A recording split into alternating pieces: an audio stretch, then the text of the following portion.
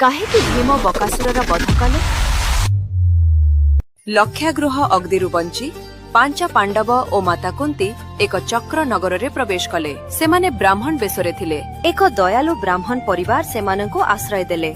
भीम एवं तांको भाई माने खाई विश्राम नेले। राति रे कुंती शुणिले प्रतिवेशी घरु क्रंदन ध्वनि। से रही पारिले नाही। कौन होईची जानिबा पई से दंपति निकटकु गले।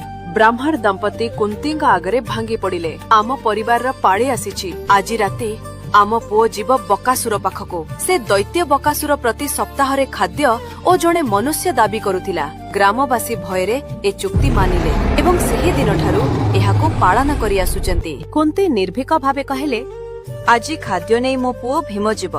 से शक्तिशाली। तुम परिवारर मु कौनसी क्षति हेबाको देबी नाही। भीम भोर रात्ररे खाद्य भर्ती गाड़ी धरी जंगल आड़े बाहरिले। मनरे भय नथिला, थिला केवल दृढ़ संकल्प।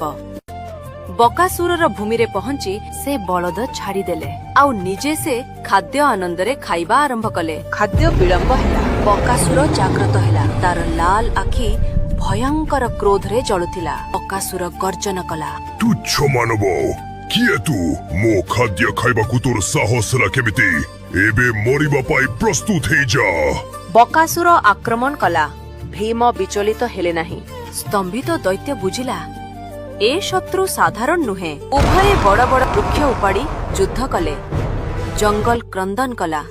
भूमि थरी उठिला। धीरे धीरे बकासुर दुर्बल हेला। भीम तांको असीम बल द्वारा से दैत्य को बध कले। बकासुरर परिजन भयरे आसिले। भीम गर्जन करी कहिले, मानव मांस भक्षण करिबा जेबे छाड़िब तेबे बंचिब। सेमाने मुंड तळकु करी राजी हेले। भीम नीरवरे बकासुरर शव ग्राम द्वारे थोई आसिले।